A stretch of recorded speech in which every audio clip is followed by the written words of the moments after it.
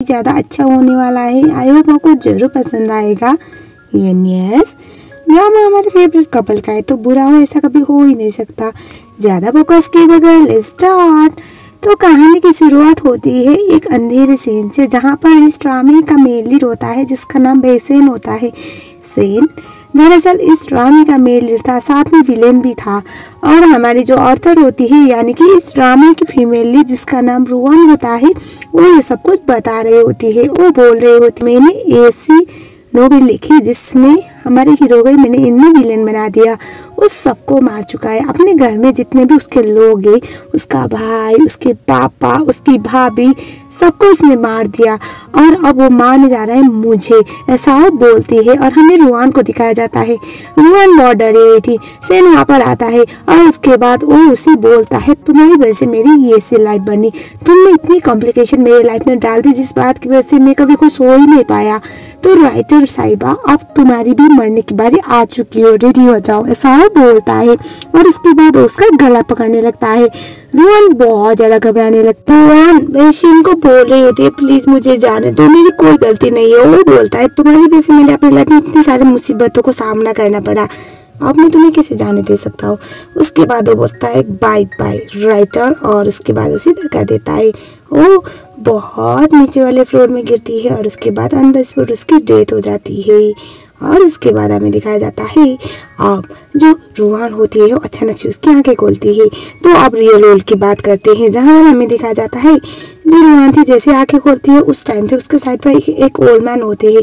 वो बोलते हैं तुमने एक ऐसी इनिंग लिखी जो कोई इमेजिन भी नहीं कर सकता और जिसकी वजह से सब लोग तुम्हें गालियाँ दे रहे हैं। उसकी लाइफ में इतनी सारी मुश्किलें बनाने के लिए तुम्हें जिम्मेदार ठहरा रहे हैं। सब लोग चाहते हैं बेसन एक हैप्पी एंडिंग डिजर्व करता है और उसको तुम्हें करना पड़ेगा। तभी रुआन बोलते मैं कैसे कर सकती हूँ।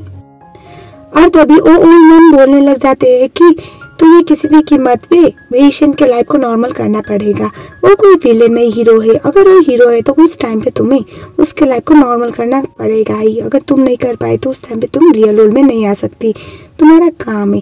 अब जाओ नोबेल के वर्ल्ड में जहाँ पर तुम फीमेल लीड का कैरेक्टर बनो, उसके दिल में प्यार जगाओ और उसके बाद उसको हैप्पी एंडिंग दो। अगर तुम हैप्पी एंडिंग नहीं दे पाए तो समझ जाना कि तुम भी वहीं पर फंस जाओगी, ऐसा वो बोलते हैं। और उसके बाद वो बोलते हैं पर मैं ऐसा कैसे कर सकती हूँ, मैं तो एक राइटर हूँ, मैं नोवेल में कैसे जा सकती हूँ। ये सुनने के बाद जो ओल्ड मैन थे वो बोलते हैं तुम्हें करना पड़ेगा। उसके बाद सीन को यहीं पर काट दिया। उसके बाद दिखाया जाता है जहाँ पर रुआन अपनी आंखें खोलती है, उसके सामने बेसिन को रखा गया था, उससे पीटा जा रहा होता है। और तभी रुआन याद करती है उसने क्या क्या इसके लिए लिखा हुआ था, कितने कॉम्प्लिकेशन, क्योंकि वो एक नाजायज बेटा था। इस बात की वजह से हमेशा बेसिन को बहुत सारी मुसीबतों का सामना करना पड़ता था। अब मैडम ने लोगों को इमोशनली कनेक्ट करने के लिए ऐसी स्टोरी तो लिख दी, लेकिन वो ये नहीं समझ पाई कि अगर वो कैरेक्टर सच में जिंदा है, अगर वो सच में एग्जिस्ट करता है तो उसको कितनी मुसीबतें झेलनी पड़ी। वो बोलती है सबको रुको, तभी वो बोलते नहीं हम नहीं रोक सकते, इन्होंने नेकलेस चुराया हुआ है। और ये सुनने के बाद जो बेसिन था वो बोल रहा होता है ये मेरी मॉम का नेकलेस है, मुझे दो। और तभी वो लोग उससे पीटते, उससे पहले रुआन बोलती है जो भी हो उसको हम नहीं बदल सकते, लेकिन तुम लोग यहाँ से चले जाओ, बोलो मत, ये भी इस फैमिली का छोटा बेटा है, ऐसा बोल के सबको वहाँ से भगा देती होती है। वो बेसिन की तरफ देखती है, वो बोलती है तुम्हें कितनी चोट लगी है, तुम ठीक तो हो ना, अरे ओके। और तभी वो सीधा उसका गला पकड़ता है और बोलता है क्या करना चाहती हो, कौन हो तुम, गेट आउट फ्रॉम हियर। ऐसा बोलते बोलते हमारा सख्त अंडा वहीं पर बेहोश होता है। अगले सीन में जहाँ पर रुआन जो होती है वो बेसिन के घाव पे मलहम पट्टी कर रही होती है। और तभी हमें देखा जाता है जो रुआन थी उसको बेसिन बोलता है तुम यहाँ से चले जाओ। वो बोलती नहीं मैं नहीं जा सकती। ये सुनने के बाद जो रुआन थी उसको बेसिन बोलता है क्योंकि मेरा दोस्त वापस आ गया इसलिए तुम यहाँ पर हो ना। ये सुनने के बाद वो बोलती कि तुम्हारा दोस्त, और तभी उसे याद आता है बेसिन जो है उसका दोस्त जो वापस आ चुका था। ये और इस ये जो बंदा है इस ड्रामे का दूसरा मेन लीड है।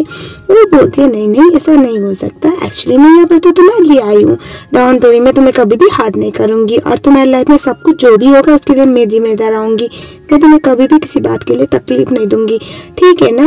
वो उसे बोलता है गेट आउट फ्रॉम हियर, मुझे छुट्टी तलाश देने वाले, छुट्टी दिलासा देने वाले लोग पसंद नहीं। वो बोलती है नहीं बाबा मैं ठीक हूँ, मैं सच बोल रही हूँ। मैं तुम्हारे बारे में बुरा क्यों सोचूंगी, ऐसा वो बोलती है। और तभी हमें दिखाया जाता है जो रुआन थी उसको बोलता है गेट आउट, और वहाँ से चला जाता है। और हमें दिखाया जाता है रुआन थी मन मन में सोचती है मुझे अब यहाँ पर फीमेल लीड बनना पड़ेगा, मुझे बेशन के लाइफ में खुशियाँ लानी पड़ेगी ताकि वो एक बुरे इंसान से अच्छे इंसान हो पाए, वरना मेरा तो यहाँ से जाना बंद ही रह जाएगा, ऐसा वो सोचने लगती है। जो होता है वो यहाँ पर रुआन को ढूंढ रहा था क्योंकि अभी अभी वहाँ पर बकवास कर रही थी, अभी दिख नहीं रही होती है। वो बोलती है सरप्राइज, और वो आती है, वो डर जाता है, वो उसे मुक्का मारने ही वाला था। और तभी हमें दिखाया जाता है जो रुआन होती है वो शेन को बोलती है आई नो तुमने लाइफ में बहुत सारी मुश्किलें झेली, लेकिन इतना भी कोल्ड अटैच होना इज नॉट गुड थिंग, अरे रुको रुको। और उसके बाद हमें दिखाया जाता है रुआन बोलती है तुम यहाँ पर रहते हो यार, तुम कितनी मुश्किल लाइफ झेलते होगे, बेसमेंट पे रहना, वो भी ऐसी जगह पे, और तुम्हारी मम हॉस्पिटल में बीमार है, I feel so bad for you. सब इससे मन में सोचता है इससे ओरिड फॉर्म में, लेकिन ये इतना नौटंकी क्यों कर रही है, क्योंकि इसने जितनी बार भी बोला हो आ रही हूँ, लेकिन वो उसे जानता था। और उसके भैया की जो बीबी थी, मतलब उसकी भाभी की दोस्त हुआ करती थी, वो बोलती है अरे बाबा मैंने बोला ना मैं यहाँ पर सिर्फ तुम्हारी लाइफ को सही करने के लिए आई हूँ, तुम्हारी लाइफ में प्यार जगाने आई हूँ, तुम्हारी लाइफ में प्यार की जगह एक नई अहमियत होनी चाहिए उसको उबारने आई हूँ, ऐसा वो बोलती है। और वो मन में सोच रही होती है कि मैंने लोगों को इमोशनल करने के लिए इसके लाइफ को इतना कॉम्प्लिकेटेड बना दिया, अब मुझे सही तो करना पड़ेगा, मैं रियल वर्ल्ड में कैसे जाऊंगी। और हम देखते हैं अब अगले वाले सीन में जहाँ पर एंट्री रहती है इस ड्रामे की, फीमेल लीड बोलूं या फीमेल लीड सेकंड बोलूं, इतना आप लोग कंफ्यूज हो जाओगे, मैं भी हो जाऊं, इससे पहले बता देती हूँ ये रुआन की दोस्त हुआ करती थी एक टाइम पे, दे आर कॉजन सिस्टर, और इसका नाम है नुआन। नुआन जो होती है वहाँ पर बैठी हुई होती है और शेन को पीटा जा रहा होता है, और वही नेकलेस चुराने के इंजाम की वजह से। और यहाँ पर जब शेन उसे बोल रहा होता है तुम किस हक से मुझसे सब कुछ करवा रही हो, मुझे सब कुछ कर रही हो, तभी नुआन बोलते है तुमने वो नेकलेस चुराने की ट्राई किया जो मेरा था, टेक्निकली मैं तुम्हारी भाभी हो, भूलो मत। ये सुनने के बाद जो हमारा शेन था उससे गुस्सा हो रहा होता है, वो बोल रहा होता है कि तुमने मेरे भाई को कैसे पटा लिया मुझे पता नहीं, ऐसे भी वो बुढ़ा ठरकी इंसान वो तो किसी भी लड़कियों की बातों पे आ जाता है, और उसे लगा होगा कि तुम उससे प्यार करती है, लेकिन मुझे पता है तुम मुझसे कोई प्यार व्यार नहीं करती। तभी नुआन बोलती है वो सब कुछ मुझ पे छोड़ो। और तभी हमें दिखाया जाता है वहाँ पर आती है रुआन, रुआन सबको बोलती है रुको, और उसके बाद वो बोलती है इससे हाथ हटाओ, और उसके बाद वो बोलती है तुम ठीक हो ना। तभी रुआन को ऐसे देखने के बाद शेन सोचता है इससे रियली ओरिड फॉर मी, और तभी जो नुआन थी वो बोल रही होती है इसको मैंने पनिशमेंट दिया है, तुम्हें कोई दिक्कत है। सुनने के बाद रुआन नुआन को बोलती है तुम्हारी हरकत या तुम्हारी शक्ल ना कभी मैच नहीं होती, कोई सोच नहीं सकता कि इतनी प्रिटी दिखने वाली लड़की इतनी शैतान होगी। इससे पहले कि मैं अपना दिमाग यूज करूँ, गेट आउट फ्रॉम हियर, और इस बंदे को हर्ट करना बंद करो बोल के उसे वहाँ से जाने के लिए बोलती है। इससे हम पता कर सकते हैं कि दोनों कजन सिस्टर होने के बावजूद भी, दोनों दोस्त होने के बावजूद भी इन दोनों में अच्छा आंकड़ा था नहीं। और उसके बाद हम देखते हैं अब अगले वाले सीन में जहाँ पर रुआन जो होती है वो, और हमें दिखाया जाता है जो शेन था, शेन के पास रुआन आती है और वो बोलती है ये लो तुम्हारी मॉम का नेकलेस, मैंने उससे छीन लिया। ये सुनने के बाद शेन उसे बोलता है तुम ये सब कुछ क्यों कर रही हो। ये सुनने के बाद रुआन अपने हाथ में एक छोटा सा प्लास लेके आई थी, मतलब हैंडी प्लस, जो एक मेडिसिन लगाया हुआ था उसके फेस पे लगाती है और बोलती है क्योंकि मैं यहाँ पर तुम्हारी गार्डियन एंजल बन के आई हूँ, मैं तुम्हारी लाइफ में सब कुछ सही करना चाहती हूँ और तुम्हें कभी भी किसी बात का कोई तकलीफ ना हो, ऐसा वो बोलती है। और वो बोलती है बाय, मैं गई, और वहाँ से चली जाती है। शेन समझ नहीं पाता कि ये लड़की कौन है, क्यों ऐसा कर रही है, उसका पूरा दिमाग हिला हुआ था। और हम देखते हैं अब अगले वाले सीन में जहाँ पर हॉस्पिटल में शेन अपनी मॉम से मिलने के लिए गया हुआ होता है जो बहुत लंबे समय से कैंसर से पीड़ित थी। और तभी हमें दिखाया जाता है जैसे वो दरवाजा खोलता है अपने मॉम वाले वार्ड का, वहाँ पर रुआन ऑलरेडी थी। रुआन को देख के वो शौक में बोलता है रुको, वो उसे खिलाने वाली होती है उसकी मॉम को, और तभी वो बोलता है मत खिलाओ, और तभी वो खुद खाती है और बोलती है ये देखो जहर नहीं है, तुम्हें क्या लगा इसमें मैंने जहर डाल के आंटी को खिलाने का सोचा है, तुम में कितने घटिया इंसान हो, तुम ऐसा सोचते हो किसी के बारे में। और तभी हमें दिखाया जाता है शेन बोलता है तुम यहाँ पर क्या कर रहे हो। मॉम बोलती है अरे बच्ची प्यारी है बेटा, क्या है इसमें।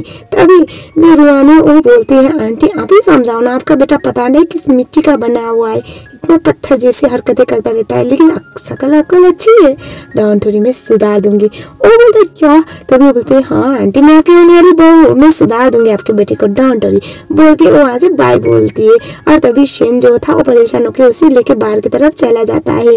और तभी हमें दिखाया जाता है शेन रोहन को बोलता है तुम्हें क्या करना चाहते हो, मेरे मॉम के पास क्यों आई, बहू या नॉल, हाँ बताओ क्या है। ये सुनने के बाद रोहन बोलती है मैंने तो बोला था मैं तुम्हें प्रोटेक्ट करने आई हूँ, मैं तुम्हारी लाइफ को सही करने आई हूँ, तो ये बोलने में क्या गलत है, तुम इतना ज्यादा स्टॉप सब बंद के चलते रहते हो, क्या बात है, कोई प्रॉब्लम है, डोंट वरी मैं हूँ ना, तुम चाहे दुनिया इधर उधर कर दोगे लेकिन फिर मैं तुम्हारे साथ तुम्हारा हाथ पकड़ के रहूंगी, टेंशन मत लो बाबा। वो बोलता है इसकी कोई जरूरत नहीं, बस मेहरबानी होगी यहाँ से चली जाओ। ये सुनने के बाद रोहन बोलते है क्यों, तुम्हें डर लग रहा है कहीं तुम्हें मुझसे प्यार ना हो जाए मिस्टर शेन। वो तो शौक में। और तभी रोहन जो थी वो स्माइल करके बोलते बताओ बताओ। तभी शेन जो होता है उसके कान में बोलता है सपने में भी नहीं। और वो बोलती है कितने बड़े गधे हो, पत्थर का बना हुआ इंसान हो तुम तो, हटो यहाँ से बोल के वो वहाँ से चली जाती है। वो शेन था वो उसे देखकर ऐसे स्माइल करता है और वो बोलता है प्यार और भी ऐसे लड़कियों से कभी भी नहीं। आ जाता है शेन को ना बिल्कुल भी यकीन वो नहीं रहा होता है कोई लड़की आके उसकी मदद कर सकती है। वो सोचता है इसको जांचना पड़ेगा। और उसके बाद हमें दिखा जाता है उसने किसी को उसके बारे में पता लगाने के लिए बोला था कि वो उसकी मदद करने का ढोंग क्यों कर रही है और वो कुछ बताता है। तभी जब शेन था वो बोलता है आज रात जो होने वाला है उसके बाद पता चली जाएगा वो कितनी सिंसियर है और कितनी नहीं। और उसके बाद हमें दिखाया जाता है रोहन जो होती है अचानक आंखें खोलती है और उसे याद आता है नोबेल के हिसाब से आज के डेट में उसने ये लिखा हुआ था जब पेशेंट हॉस्पिटल से बाहर आएगा उस समय पर उस पर अटैक होगा। वो सोचती है मुझे इसको रोकना पड़ेगा। और उसके बाद जो रोहन होती है वो चली जाती है और हमें दिखाया जाता है बेशन के ऊपर अटैक होने वाला था। रोहन वहाँ पर पहुंचती है और उसके बाद उन सबको बोलती है अगर किसी ने भी यहाँ पर चालाकी दिखाई तो मैं नहीं छोड़ूंगी। लिटरली बंदी एक पानी का बोतल लेकर उनको मारने की ट्राई कर रही होती है जो बहुत फनी था। और तभी हमें दिखाया जाता है जो रोहन होती है वो बोल रहे होते हैं यहाँ से जाओ यहाँ से जाओ। तभी वो लोग आके रोहन को पीटने वाले थे। जो बेशन होता है वो आता है और उसे प्रोटेक्ट करने की ट्राई करता है। और हमें दिखाया जाता है फ्लैशबैक जहाँ पर रोहन बार बार उसे बोल रही थी मैं तुम्हें प्रोटेक्ट करूंगी मैं तुम्हें प्रोटेक्ट करूंगी। तो वही सारी बातें वो याद कर रहा था और उसके बाद उन लोगों को पीट के वहाँ से भगा देता है। और हमें दिखाया जाता है रोहन अभी भी अपनी आंखें खुली नहीं थी। वो बोल रहे होते यहाँ से हटो कोई भी पेशेंट को हट नहीं कर सकता मैं उसे प्रोटेक्ट करने के लिए आई हूँ get out from here get out.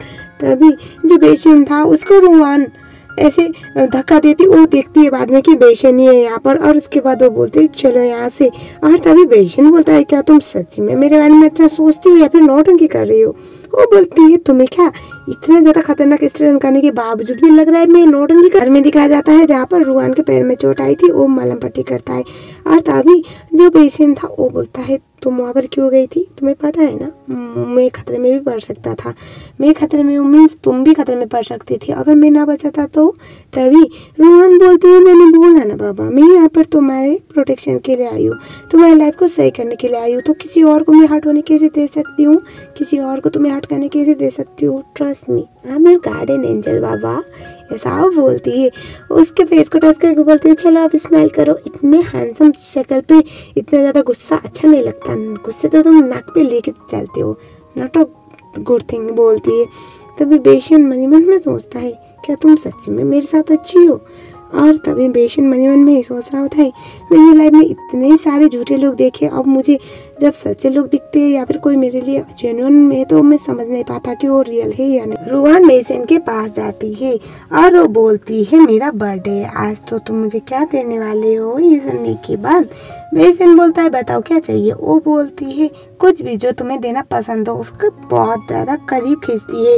ये देखने के बाद बेशन बोलता है चलो कोई बात नहीं मैं तुम्हें कुछ न कुछ दे ही दूंगा शाम रेडी हो जाओ। वो बोलती है मैं सरप्राइज के लिए रेडी होंगी। उसके बाद वहाँ से चली जाती है। और हमें दिखाया जाता है अब अगले सीन में जहाँ पर रोहन जो होती है वो घर पे होती है। तभी हमें दिखाया जाता है वहाँ पर नुआन आई हुई होती है।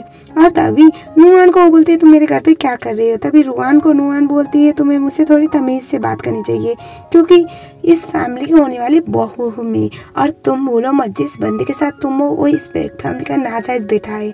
और जिसके साथ मैं हूँ वो इस फैमिली का असली बेटा है। दैट मीन्स यू नो ना, कभी भी मैं तुम्हें यहाँ से भगा सकती हूँ।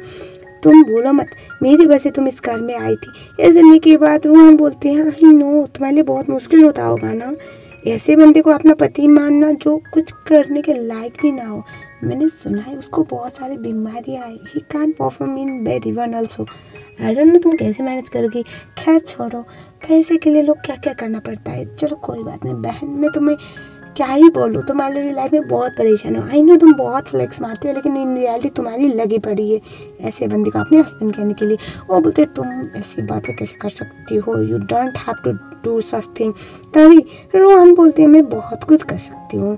हाँ ये बात सच है कि शेन इस फैमिली का इलिजिमेट चाइल्ड है, लेकिन हाँ at least he is far better than that. क्योंकि पैसा ही सब कुछ जरूरी नहीं है ना, बहुत सारी चीज़ें होती है। मेरा एक स्टेटस बनेगा सोसाइटी में एक अच्छा गुड लुकिंग हैंडसम हस्बैंड को अपने साथ रखने में।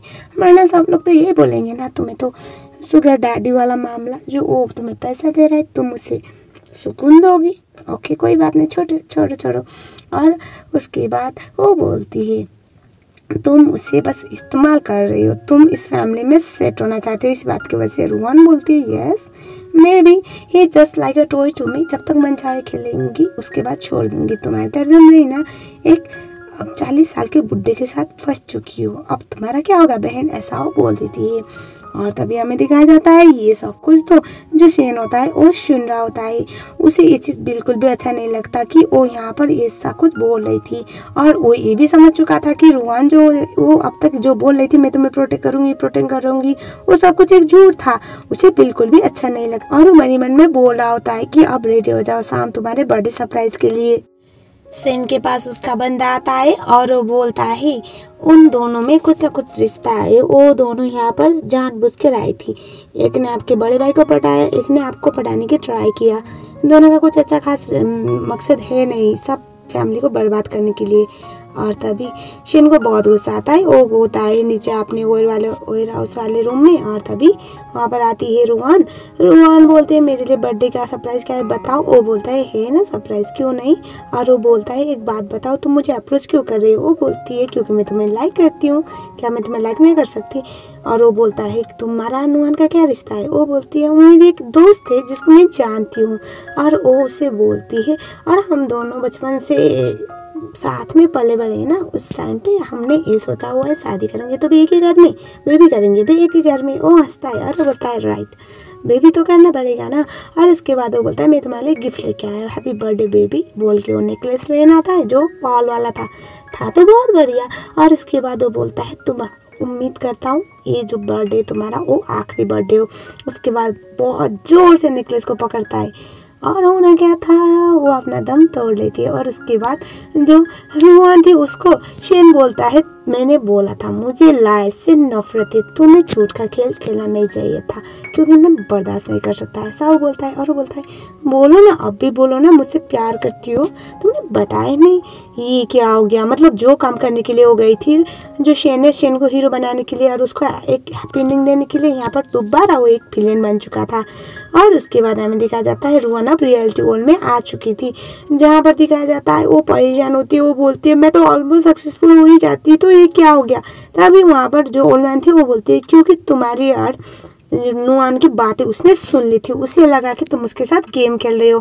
तो वो बोलती है अब क्या करना है। वो बोलते हैं तुम्हें वो काम खत्म करना ही पड़ेगा, इस बार तुम नहीं बल्कि तुम्हारा सोल होगा लेकिन किसी और की बॉडी में जाएगी, ऐसा आप बोलते हैं। और उसके बाद सीन को कुछ तो होता है जिस बात की वजह से रूहान जब अपने आंखें खोलती है तो एज एन ऑडियंस हम समझ सकते हैं रूहान का सोल नुहान की बॉडी में जा चुका था। नुहान उठती है और उसके बाद इधर उधर देखने लगती है और वो मिरर में देखती है अपने आप को, खुद शौक में आती है। आसपास देखती है जहाँ पर शेन होता है और शेन का भतीजा होता है, शेन का बेटा होता है जो नुहान का ही स्टेप सन था। वो बोलता है मॉम आप ठीक हो ना, आपको चोट तो नहीं लगी। वो बोलते है मॉम। वो इधर उधर देखती है, वो घबराती है, उसे आइडिया लगता है।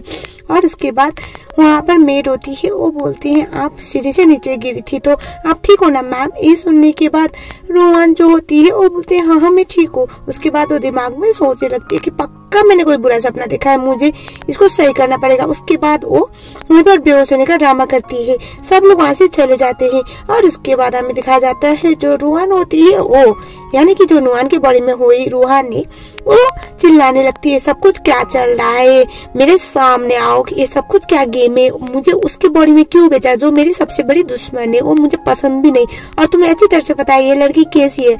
तभी वो आ ही नहीं रहा होता है। तभी हमें दिखाया जाता है वहां पर जो नुआन होती है वो एक चाकू निकाल के बोलती है अगर तुम नहीं आए तो मैं अपने आप को खत्म करूंगी। तभी वहां पर वो पर्सन आता है, वो बस एजेंट बॉयज जिसने रुआन को इस लाइफ में भेजा हुआ था। वो बोलता है क्या करना चाहती हो। तभी नुआन बोलती है चल क्या रहा है। ये सुनने के बाद वो बोलता है तुम्हें जिस काम के लिए भेजा गया था तुम रुआन के बॉडी में तो नहीं कर पाई, इसीलिए हमने एक और बॉडी अरेंज किया हुआ है। अब तुम्हें यहाँ पर रहना है और किसी भी कीमत पे शेन को सही रास्ते में लाना है। और इस ड्रामे का एंड ऐसा होना चाहिए जहाँ पर शेन कभी भी विलन ना हो, वो हमेशा हीरो हो, और तुम्हें ये काम करना पड़ेगा। वो बोलती है पर जिसकी बॉडी में मुझे भेजे हो उसको शेन बिल्कुल भी लाइक नहीं करता, मैं क्या करूँगी यहाँ पर रहकर। वो बोलते हैं अगर नहीं कर पाई तो दोबारा अगर फेल हुई तो गई तुम काम से, सोच लो, क्योंकि तुम ऑथर थी, तुम कुछ और भी लिख सकती थी स्टोरी के एंडिंग, लेकिन तुमने लोगों के इमोशन के साथ खेलने के लिए अपनी पॉपुलैरिटी के लिए एक कैरेक्टर को इतना ज्यादा खराब हाल में दिखा दिया, तो अब तुम्हारी जिम्मेदारी बनती है सब कुछ सही करो। ऐसा बोल के वो गायब होता है। अब तो रुआन फंस गई, वो चिल्लाती रहती है। तभी हमें दिखाया जाता है वहां पर आता है छोटा बेबी और शेन भी आता है, और हमें दिखाया जाता है जो शेन होता है वो उसे बोलता है पानी पी लो, वो पानी नहीं पीती। और तो छोटा बेबी था वो बोलता है मॉम आप ठीक हो ना, डोंट वरी हम सब कुछ सही कर देंगे। और तभी रुआन जो होती है वो सोच रही होती है बोगन में कहाँ फंस गई। थोड़ी देर बाद दिखाया जाता है जहाँ पर रुआन जो होती है वो कुछ आवाजें सुनती है, वो मेर को पूछती है चल क्या रहा है। तभी मेर बोलती है आप सीढ़ी से जब गिरे थे तो उस टाइम पे छोटे मास्टर यानी कि शेन पास ही था, तो अभी उन लोगों को ऐसा लग रहा है कि छोटे मास्टर ने आपको धक्का दिया है, इस बात की वजह से उनको पनिशमेंट दिया जा रहा है। रुआन बोलती है क्या इसकी लाइफ में इतनी प्रॉब्लम्स मैं ही क्रिएट कर रही हूँ कि मुझे यकीन हो नहीं रहा कि मैं इतनी बुरी हूँ। और उसके बाद हमें दिखाया जाता है वो चली जाती है जहाँ पर छोटा बेबी यानी कि उसका स्टेप सन उसे पीट रहा होता है। वो बोलती है बेटा आपकी कोई जरूरत है नहीं, डोंट वरी मैं हूँ ना, मम्मा हैंडल कर लेंगी। उसके बाद वो लाठी को धीरे से अपने हाथ लेती है और वो बोलती है सब लोग यहाँ से जाओ, मुझे पनिशमेंट देना है इसको। और उसके बाद हमें दिखाया जाता है सब लोग वहां से चले जाते हैं। जो शेन होता है वो घुटने के बल नीचे बैठता है, उसे बड़ी नफरत वाली निगाहों से देख रहा होता है। रुआन जो होती है ये सब कुछ उसके देख रही थी, और यहाँ पर उसका जो भी गुस्सा वाला मीटर और लव वाला मीटर था वो भी दिख रहा था। उसमें लव वाला तो कोई एंगल था ही नहीं रुआन के लिए। वो सोचती है ये भगवान ये लड़की कैसी है और इसके बॉडी में मुझे क्यों भेजा गया। एटलीस्ट रुआन को तो थोड़ा तो रुआन के लिए सब था, लेकिन रुआन के लिए सब बनाना बहुत मुश्किल है। उसके बाद वो लाठी को लेती है और वो पीटने ही वाली थी, वो नीचे बैठती है और वो बोलती है मुझे माफ कर दो, आई एम सॉरी, तुम्हें पनिशमेंट देना है मुझे दो, मेरी कोई भी गलती नहीं है, मैंने तुम्हें जानबूझ के नहीं फंसाया, मैं गिर गई थी और सबको ऐसा लगा कि तुमने धक्का दिया, तो मेरी कोई गलती नहीं, प्लीज आई एम सॉरी बोल के वो लाठी से उसे पीटने के लिए बोलती है। शेन सोचता है इसको क्या हो गया, इसका दिमाग खराब हो गया क्या। रुआन बोलती है यानी कि नुआन आज के बाद तुम्हें कोई भी प्रॉब्लम नहीं होगा, आई प्रॉमिस। उसका हाथ अपने चेस्ट पे रखते हैं और बोलते हैं मैं तुम्हें प्रोटेक्ट करूंगी।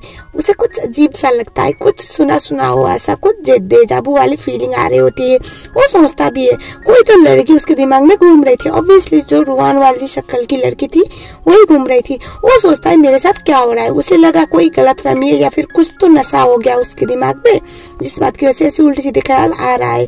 और हम देखते हैं अब अगले वाले सीन में जहाँ पर शेन जो होता है अपने असिस्टेंट के साथ होता है। वो बोलता है चल क्या रहा है मुझे बताओ। ये सुनने के बाद उसका असिस्टेंट बोलता है नुआन ने इस घर में शादी के लिए इसलिए यहाँ बोला था क्योंकि आपका भाई बीमार है और वो एक नंबर का ठरकी है, और बस वो क्योंकि इस कंपनी का वारिस है, आपके घर का सब कुछ का वारिस वही है, आप तो नाजायज बेटे हो ना बॉस, इस बात की वजह से उसको लगा पावर एंड पोजीशन उसके साथ मिलेगी, इसीलिए उसको पटाया है। और उसको पटाने के लिए उसने छोटे बेबी यानी कि आपके बेटे का इस्तेमाल किया, आपके भाई के बेटे का। ये सुनने के बाद शेन बोलता है मतलब वो डबल गेम खेल रही है। वो बोलता है हाँ, और तभी वो बोलता है तो उसको रोकने के लिए क्या किया जा सकता है। ये सुनने के बाद उसका असिस्टेंट बोलता है बस फिलहाल के लिए तो कुछ भी नहीं, क्योंकि आपके अगेंस्ट सब लोग है इस घर में और उनके साइड पे बहुत सारे लोग हैं, it's really risky for us to play any game. ये सुनने के बाद शेन बोलता है वो मेरे साथ अच्छा होने का ढोंग कर रही है और मुझे झूठे लोग से सख्त नफरत है। लेट मी सी वो क्या क्या करती है।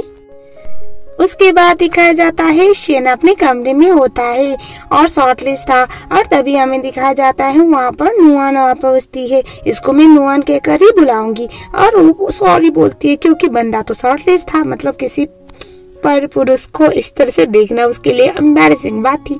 वो बोलता है इस टाइम पे यहाँ पर क्या कर रहे हो। वो बोलती है मैंने देखा नहीं, और लेकिन तुम कपड़े पहने बगैर क्यों बैठे हो। वो बोलता है ये मेरा कमरा है भाभी। ये सुनने के बाद वो बोलती है चलो छोड़ो, मैं आ चुकी हूँ तो अपना काम कर लेती हूँ। उसके बाद वो बोलती है मैं तुम्हारे लिए खाना लेके आई थी तो खा लेना। ये सुनने के बाद शेन मुझे बोलता है रुको। रुआन मनी मन में सोचती है अब क्या है, ये क्या दोबारा मुझे मेरा गला दबा के मुझे मारने वाला है। और तभी हमें दिखाया जाता है जो रुआन होती है उसको वो बोलता है रुको, अब देखो मेरे हाथ में तो मेडिसिन लगी हुई है और मैं खाने की हालत में भी नहीं, तो एक काम करो खिला दो, आई गई हो तो। उसके बाद वो उसे खिलाने लगती है और तभी वो बोलती है तुम्हारे फेस में ना स्माइल अच्छा लगता है। स्माइल बोल के उसके फेस को ऐसे टच करती है। उसे फिर से डेजावू वाली फीलिंग आती है। उसे याद आती है रुआन जिसके साथ उसने जो कांड किया था। वो मन ही मन में सोचता है कि मुझे ऐसा फील हो रहा है ये रुआन जैसी है। और तभी हमें दिखाया जाता है जो शेन होता है वो पूछता है तुम मेरे साथ इतना अच्छे क्यों बन रहे हो भाभी। ये सुनने के बाद वो मन ही मन में सोचती है अगर मैं सच बताऊंगी तो मैं अपने रियल रोल में नहीं जा सकती, इसीलिए तुम्हें झूठ ही बोलना पड़ेगा। वो बोलती है आई नो इतने टाइम से मैंने तुम्हारे लिए बहुत प्रॉब्लम क्रिएट की है, इस दिन तुम्हारी भाभी मुझे बहुत अच्छा होना चाहिए था, अपनी भाभी वाली सारी ड्यूटी पूरी करनी थी, लेकिन यहाँ पर सारे पंगे हो गए।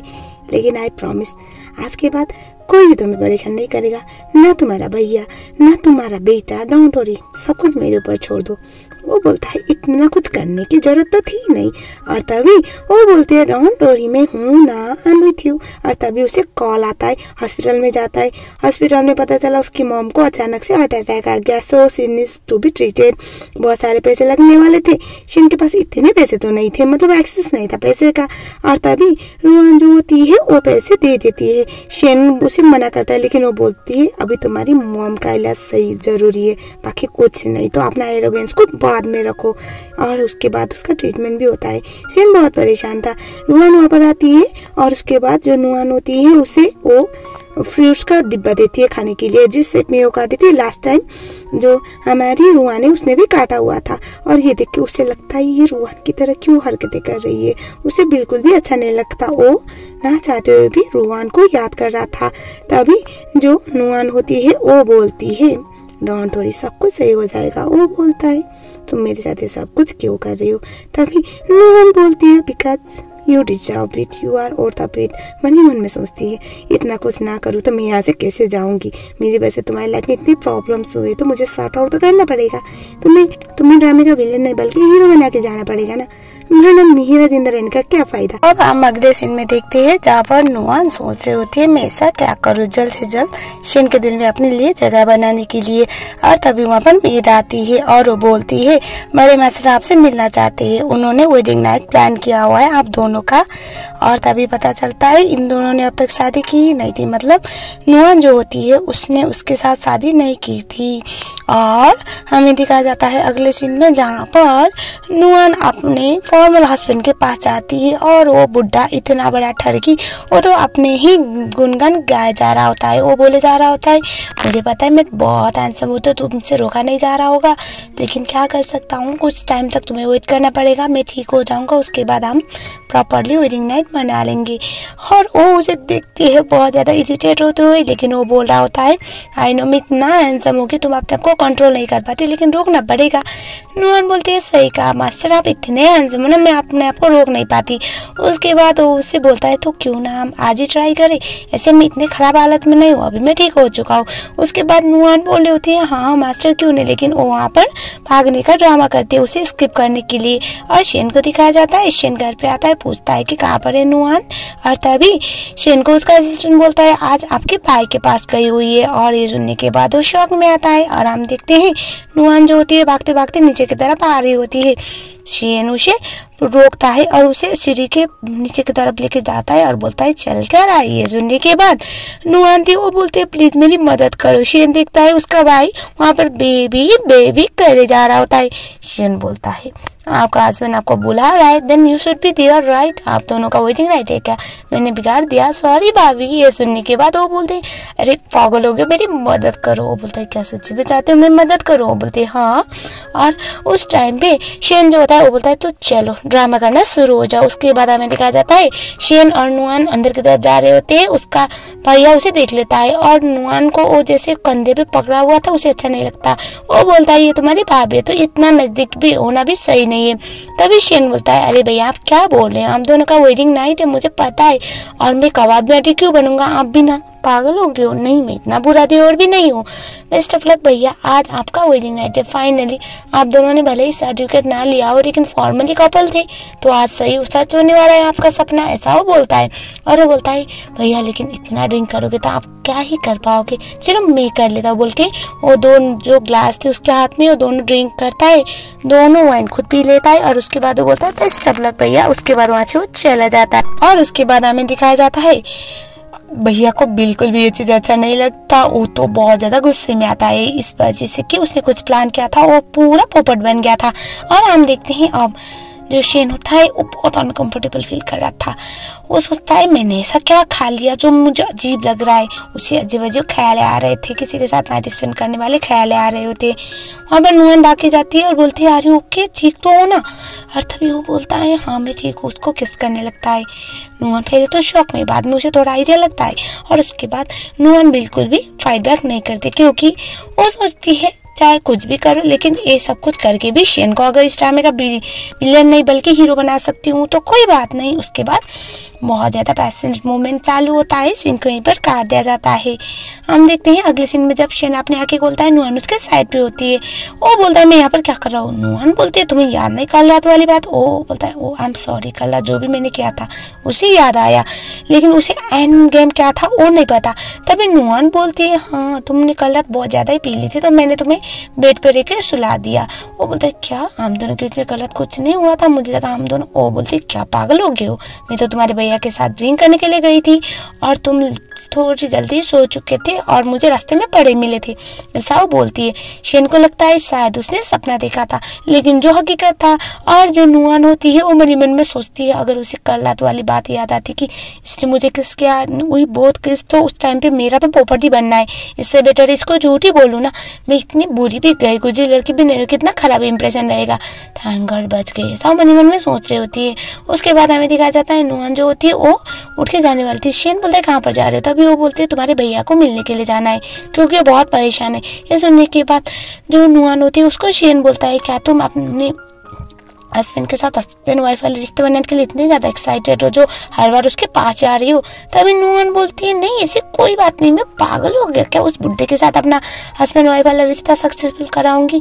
हर किस नहीं। वो बोलता है तो क्या मतलब क्यों तुम इसके साथ उसकी बीवी होने का ड्रामा कर रही हो? तुम अगर उसको लाइक नहीं करती हो तो पैसों के लिए? वो बोलते है नहीं। वो बोलता है तो क्या? ये सुनने के बाद शेन को नुआन बोलती है अरे मेरे कुछ और रीजन है। वो बोलता है क्या? तभी नुआन मन ही मन में सोचती है मैं नहीं बता सकते ना इसको अभी कुछ भी। उसे अपने पास खींचता है, सीन को यहीं पर काट दिया जाता है। और हमें दिखाया जाता है अगले सीन में जहाँ पर भाई साहब मतलब भैया जी काफी ज्यादा गुस्से में थे जब उसने ये पता चलता है कि अभी उनकी उड़वी वाइफ को उसका नाजायज भाई कुछ ज्यादा ही भाव दे रहा था, मतलब दोनों में नजदीकियां बढ़ रही थी। उसे बिल्कुल भी ये बात अच्छा नहीं लगता। और उसके बाद हमें दिखाया जाता है अब अगले वाले सीन में जहाँ पर नुआन जो होती है मन में सोच रही होती है मैंने उसकी मॉम की भी मदद की, उसके दिल में थोड़ी जगह भी बना ली और उसको ये भी यकीन दिलाया कि उसके भैया के ऊपर मुझे कुछ इंटरेस्ट है नहीं, आई थिंक कुछ तो करेगा। तभी एक गाड़ी उसके सामने एक्सीडेंट होता है, वो भाग के जाती है, गाड़ी को खोल लेती है। यहाँ पर इस ड्रामे का दूसरा मेन लीड होता है और यही था जो शेन का दोस्त हुआ करता था। वो सोचती है यहाँ पर क्या कर रहा है, उसे उठाने की ट्राई करती है, वो नहीं उठता। और उसके बाद में दिखाया जाता है वो बाहर निकालती है, उसको होश में लाती है और वो उसे पूछता है तुम कौन हो? नुआन बोलती है ये जरूरी नहीं कि मैं कौन हूँ, मैंने तुम्हारे लिए एम्बुलेंस को बुला लिया है, तुम टेंशन मत लो, सब कुछ ठीक हो जाएगा। सीन को काट दिया जाता है अगले सीन में जहाँ पर ये बंदा अपने असिस्टेंट को बोल रहा होता है जिस लड़की ने मेरी जान बचाई उसके बारे में पता लगाओ, मुझे उसको प्रोटेक्ट करना है। ऐसी लड़की जो मेरी जान बचाई है वो मेरे लिए बहुत स्पेशल होगी, ऐसा वो बोलता है। अगले सीन में दिखाया जाता है जहाँ पर शेन जो होता है उसको नुआन एक शॉपिंग मॉल में लेके गई थी और वहाँ पर ढेर सारे कपड़े होते हैं। शेन बोलता है भैया के इसके हिसाब से ये कपड़े कुछ खास जचेंगे नहीं, उनको पसंद भी नहीं आएगा। नुआन बोलती है किसने कहा तुम्हारे भैया के लिए, ऑब्वियसली तुम्हारे लिए, ट्राई करो ट्राई करो। वो हंसता है और बोलता है कुछ ज्यादा ही मेहरबानी नहीं दिखा रहे हो आप मुझ पे, भैया को अच्छा नहीं लगेगा। नुआन बोलती है तुम्हारा भैया इतना कमाता है, तुम्हारा जो भी है ना भैया का वो तुम्हारा भी है, बोलो मत, भले तुम दोनों की मॉम अलग हो लेकिन डैड तो एक है ना। उस टाइम पे गलत है ना, वो एक हाई फाई लाइफ जीता है उस उम्र में और तुम्हें कुछ भी नहीं मिलता जो तुम्हें बेस्ट मिलना चाहिए। इनफैक्ट तुम्हें अपनी मॉम के लिए भी स्ट्रगल करना पड़ रहा है। I think it's not justified, इसलिए मैंने सोचा क्यों ना मैं तुम्हारे लिए कुछ अच्छा लेके आऊँ, ऐसा वो बोलती है। वो बोलता है थैंक यू सो मच। वो बोलते कोई बात नहीं, चलो चलो ट्राई करो कपड़े।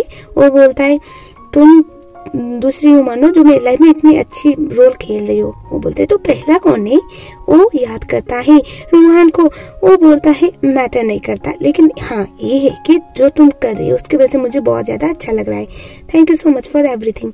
नुआन जो होती है वो देखती है उसका जो भी लॉब वाला मीटर था वो थोड़ा आगे बढ़ गया। नुआन फाइनली खुश हो रही होती है कि फाइनली उसे यहाँ से वापस जाने का मौका मिलेगा, क्योंकि शेन को अच्छा और हीरो बनाने का मौका उसे मिल रहा था। और हम देखते हैं अगले सीन में जहाँ पर वो बहुत अच्छा ड्रेस स्टाइल, मतलब बाय गॉड जितना अच्छा दिखता है ना ये कोई बता नहीं सकता, वो पहन के आया हुआ था। नुआन वहाँ पर आती है, बर्थडे केक दे के बोलते हैं हैप्पी बर्थडे मास्टर। वो तो खुश होता है, वो बोलता है तुम्हें मेरा बर्थडे पता था। वो बोलते हैं हाँ, तो क्या मैं इतना ज्यादा अच्छा सजा धजा के तुम्हें इतना अच्छा ड्रेस दिलवा के काहे लेके आई, ऑब्वियसली तुम्हारा बर्थडे था। वो बोलता है आज तक मैंने कभी अपना बर्थडे सेलिब्रेट नहीं किया। वो बोलती है तो बर्थडे तो हर कोई सेलिब्रेट करता है, तुम नहीं करते क्या, कोई बात नहीं मैं हूँ ना, आज के बाद तुम भी बर्थडे सेलिब्रेट करोगे और हर ईयर मैं याद रहूंगी तुम्हें अपने बर्थडे के दिन पर, ठीक है ना। उसे बहुत अच्छा लगता है, वो मन ही मन में सोचता है आई डोंट नो तुम ये सब कुछ क्यों कर रही हो, लेकिन मुझे अच्छा लग रहा है। अगर तुम मेरे लिए इतना कुछ कर रही हो ना, उस टाइम पे तुम्हें भी ये बात समझ आनी चाहिए कि मैं इस चीज को सीरियसली ले रहा हूँ, और अगर तुम लाइफ में किसी को बिलोंग करते हो ना तो वो सिर्फ मैं होऊंगा, ऐसा वो मन में सोच रहा होता है। और हम देखते हैं नुआन धीरे धीरे करके सक्सेसफुल हो रही थी, इसीलिए वो खुश थी, वो पास हो जा रही होती, वो प्लान कर रही थी कि इतने दिन में तो मैं शेन का दिल जीत ही लूंगी। तभी कोई तो उसे पीछे से मारता है। यस, हमारी साहबजादी किडनैप होती है। आप लोग क्या एक्सपेक्ट कर रहे हो, इसको बचाने के लिए कौन आएगा? आना तो टेक्निकली हीरो का चाहिए था, लेकिन नहीं, बल्कि जो शेन का दोस्त था वो आके उसे बचा के निकाल के लेके चला जाता है। शेन घर में शाम तक वेट कर रहा था, नुआन कहाँ गए, अब तक आई नहीं, और असिस्टेंट को पूछता भी है बाद में। नुआन को तो उसका दोस्त लेके आया था, वो भी गोदी में उठाकर, और ये चीज शेन को थोड़ा दिल में बुरा लगता है। और अभी दो मतलब कोई भी क्वालिफाइड पर्सन, इनफैक्ट उसका दोस्त तो बेटर क्वालिफाइड था नुआन के लिए, तो उसका दोस्त जब बोलता है कि किडनैप हो गई थी, मुझे बचा के लेके आना पड़ा, तो उसे थोड़ा सा ये चीज बुरा लगता है। उसे लगा ये दोनों कहानी बना रहे हैं। नुआन देख रही थी उसके मन में जो जेलसी थी और उसका जो लव मीटर है वो कम हो रहा था। ये देखे तो नुआन सोचती है अभी आग में घी डालने से अच्छा बाद में बात कराऊंगी। उसके बाद वो अंदर की तरफ लेके जाने के लिए बोलती है, और हमें दिखाया जाता है शेन को। शेन के पास उसका असिस्टेंट आता है और वो बोलता है सच में मैडम किडनैप हुई थी। और उसके बाद हम देखते हैं अब अगले सीन में नुआन अपने पैरों पे मालिश कर रही होती, मलहम पट्टी कर रही थी, और वो सोच रही थी मैंने इतना कुछ किया इसके लिए और इसके दिल में अभी भी कोई फीलिंग नहीं, ऐसे तो मैं इसको हीरो कैसे बनाऊंगी, हरकतें ही विलेन वाली करता है, सोच के बहुत ज्यादा सैड थी। वहां पर शेन आता है, शेन उसके पैरों को अपने हाथ पे लेता है, मलहम पट्टी करने लगता है, सॉरी बोलता है। नुआन बोलते है तुम्हारी सॉरी मुझे नहीं चाहिए, भागो यहाँ से। और तभी नुआन को शेन बोलता है मुझे पता नहीं था ऐसा कुछ हुआ होगा, और वो बोलता है पता है तुम्हारी हरकतें ना मुझे किसी की याद दिलाती है। वो बोलती है किसकी? तभी वो बोलता है तुम्हारी, वो बोलता है मेरी एक्स फियांसी की तरह। उसे याद आता है रूहान वाली बॉडी में जो कांड हुआ था उसके साथ। वो मन ही मन में सोचती है अगर गलती से भी इसको पता चला मैं ही रुआन हूँ तो ये दोबारा मुझे मारेगा, एंड मैं इसको विलन नहीं बना सकती, तो इस बेटर मैं इसको जाने देती हूँ। तभी नुआन बोलती है छोड़ो ना, वो तो मेरी दोस्त थी लेकिन दोस्त कहने के लायक भी नहीं थी, उसने बहुत सारे कांड किए थे मेरे साथ। वो बोलता है क्या सच्ची में तुम वो नहीं हो, उसको नहीं जानती? वो बोलते नहीं इतना तो मैं नहीं जानती। वो मन ही मन में सोच रही थी कि काश इसको ना पता चले, और वो सोच रहा होता है कि काश ये ओ ना निकले, और वो सोचता है, उसे बोलता भी है मुझे उन लोगों से सख्त नफरत है जो झूठ बोलते हैं। ये सुनने के बाद वो स्माइल करते हैं, बोलते हैं डोंट वरी, मैं कभी भी तुम्हें धोखा नहीं दूंगी, कभी भी मैं तुम्हें झूठ नहीं बोलूंगी। अगले सीन में देखा जाता है जहाँ पर दोनों उसके भैया के पास गए हुए होते हैं, और उसका भैया कुछ ज्यादा ही छड़के बुड्ढा रुआन के ऊपर कुछ ज्यादा ही ध्यान दे रहा था, उसे खाने के लिए बोल रहा था और उसके साथ बहुत ज्यादा गंदी गंदी बातें कर रहा होता है शेन के सामने। शेन बड़ा कूल प्रिटेंड करता है। शेन को जो उसका भैया था वो बोलता है तुम्हें एक प्रोजेक्ट काम करना है, प्रोजेक्ट ऑलमोस्ट खत्म होने वाला है तो खत्म कर दो। उसके बाद हमें दिखाया जाता है वो काम के लिए ओके बोल देता है, कभी भी वो अपने भैया को मना नहीं करता था। और हम देखते हैं अगले सीन में जहाँ पर नुआन लेट नाइट को उसके कमरे में जाती है, शेन उसे अपने पास खींचता है वॉल की तरफ। वो बोलता है इतने लेट नाइट को मेरे कमरे में आई हो, मुझे अपने आप को बचाना चाहिए ना, मुझे लगता है आपके इरादे अच्छे नहीं है। नुआन बोलती है मैं तो बस यहाँ पर इसलिए आई थी ताकि मैं तुम्हें बता सकूं तुम्हारा भैया तुम्हारे लिए अच्छा नहीं सोचता, इस बेटर तुम्हें सेफ रहना चाहिए और उसकी बात पे नहीं आना चाहिए। तभी वो बोलता है तुम मेरे बारे में इतना कुछ सोचती हो तो I think I should thank you बोल के उसे किस करने वाला था। ये देखने के बाद नुआन सोचती है मैं इसको मना भी नहीं कर सकती, ना ही एक्सेप्ट कर सकती हूँ मैं क्या। तभी वो हंसता है और बोलता है क्या हुआ, अजीब लग रहा है, दिल में अजीब सी बेचैनी हो रही है। डोंट वरी, मैं इतना भी गया गुजरा नहीं हूँ, किसी उम्र का फायदा उठाओ, ऐसा वो बोलता है। ये सुनने के बाद वो हंसती है। और हम देखते हैं अगले वाले सीन में जहाँ पर डैड के पास वो गया हुआ था, बाद में पता चला जो प्रोजेक्ट उसके भैया ने दिया हुआ था वो ऑलरेडी खराब प्रोजेक्ट था, जिसमें वो ऑलरेडी पैसा खो चुका था, और बस अपनी गलतियों को कवर करने के लिए उसने अपने छोटे भाई को पोपट बनाया था। भाई जो पापा होते हैं बहुत डांटते हैं, उसे पीटने लगते हैं, बेचारे का बहुत बुरा हाल होता है। और हम देखते हैं अब अगले सीन में जहाँ पर पूरे लेट नाइट तक उसको ऐसे नी डाउन करके बैठने के लिए बोला गया था। उसको बहुत ज्यादा खून आ रहे होते हैं, मेट्स वहाँ पर बातें बना रहे होते हैं कि ये तो नाजायज बेटा है ना, हरकतें भी ऐसे करेगा। और तभी नुआन वहाँ पर आती है और वो बोलती है मैं इस घर की मालकिन हूँ और मैं तुम्हारे बड़े योंग मास्टर की वाइफ होने के हक से बोल रही हूँ, यहाँ से दफा हो जाओ, अगर दोबारा किसी के बारे में ऐसे उल्टी सीधी हरकतें की तो मैं मार डालूंगी बोल के भगा देती है। नुआन जाती है और उसके बाद उसे बोलते हैं ओके, उसे धक्का देता है और बोलता है झूठी हमदर्दी दिखाना बंद करो, क्योंकि उसने अभी सुना था कि उसने ये बोला था कि मैं इस घर की बड़े बेटे की वाइफ हूँ। और वो बोलती मैं क्या करती, अगर ऐसा ना बोलती तो वो लोग मेरी बात को सीरियसली थोड़ी लेते, तुम भी ना कमाल करती हो, चुपचाप यहाँ पर रहो। और उसके बाद वो कोट को निकालती है अपना और उसके घुटने के साइड पे रखते हो। वो बोलता है क्या कर रहे हो? वो बोलती है अब मैं तुम्हें यहाँ से उठा तो नहीं सकती, तो मैंने सोचा थोड़ी हेल्प कर देती हूँ, चलो इसको रखो, थोड़ा कम दर्द होगा। उसे ये चीज अच्छा लगता है, मतलब होता है ना कोई चीज एक्सेप्ट करना नहीं चाहता लेकिन उसका दिल कुछ और मान रहा है। तो उसके बाद हमें दिखाया जाता है नुआन जो होती है उसको मेडिसिन पिला रही होती है। जो मेडिसिन वो लेके आई थी और रुआन के जैसा ही था। वो मन में सोच रहा होता है जो मैंने किया है वो मेरे पास वापस आ रहा है क्या, मुझे नहीं पता, ये लड़की मुझे पागल कर रही है। नुआन उसे बोलती है डोंट वरी, सब कुछ ठीक हो जाएगा। उसके बाद दिखाया जाता है जो शेन था वो तो कंफ्यूजन मोड में चल ही रहा होता है। नुआन उसके बहुत करीब जाती है, वो देख रही थी ऊपर वाले जो लव मीटर था बहुत ज्यादा ही आगे बढ़ चुका था। वो बोलती है शेन क्या तुम मुझसे अफसेस हो गए हो? ये सुनने के बाद वो उसे देखता है, डर रहा था, उसके दिल की धड़कनें और तेज हो रही थी जो सिर्फ नुआन देख सकती थी। उसे थोड़ा दूर करता है और बोलता है वो उसे दूर रहा करो, तुम मेरी भाभी हो। वो स्माइल करती है और सोचती है चलो शुक्र है। उसके बाद अगले सीन में दिखाया जाता है जहाँ पर वो उस बॉय से बात कर रही होती है और बोले होती है उसका दिल है या फिर स्टॉक मार्केट कभी बहुत हाई जाता है कभी बहुत लो जाता है। मुझे समझ में नहीं आ रहा कि मुझे कितना जन्म लगेगा उसको अपना बनाने में या फिर उसके दिल में अपने लिए जगह बनाने में या उसे हीरो बनाने में। इतना मेहनत तो मैंने कभी की नहीं थी, मुझे तो भी पता था ऐसा कुछ होगा, वरना मैं कभी भी वो राइटिंग ना करती, स्पेशली इस कैरेक्टर के लिए इतना स्ट्रिक्ट चीजें ना लिखती, ऐसा वो बोले होती है। तभी वो इस बोलता है तुम्हें करना पड़ेगा, वक्त से पहले तुम्हें इसकी लाइफ का सब कुछ चेंज करना पड़ेगा, इसके लाइफ की एंडिंग किसी भी कीमत पे तुम्हें सही करना ही पड़ेगा, अगर ऐसा ना कर पाई तो तुम मर जाओगी। वो सोचती है चलो चलो मैं ट्राई करती हूँ। ऐसे भी एक लड़का है ना, उसको सीरियस करना मुझे आता है, उसको मैं एक्सेप्ट करवाऊंगी कि ही केयर्स फॉर मी, मैं पूरी स्टोरी बदल दूंगी बोलती है। सो इसी के साथ साथ ये वाला पार्ट यहीं पर खत्म होता है। उम्मीद है गाइस आपको पसंद आया होगा। And trust me second part is so crazy और मैं कुछ भी मिस करना नहीं चाहती, जिस बात की वजह से मैं इसका सेकंड पार्ट बहुत जल्द लाऊंगी। मुझे बताओ कमेंट सेक्शन में कैसा लगा। आपको सेकंड पार्ट बिल्कुल भी रिग्रेट नहीं करवाएगा। जितना ऑब्सेशन और क्रेजीनेस सेकंड पार्ट में आप देखेंगे वो बर्दाश्त से बाहर होगा। आई होप पसंद आएगा और बताओ कमेंट में कैसा लगा। कमेंट में अगर 10 भी कमेंट आते हैं नेक्स्ट पार्ट के लिए तो मैं बहुत जल्द इसका as soon as possible next part बना के आप लोगों के लिए लाऊंगी। तो चैनल में नहीं हो तो चैनल को सब्सक्राइब जरूर कर लेना। जान से पहले share your thought about this drama. First part second part बहुत जल्द आएगा। तब तक के लिए थैंक यू सो मच।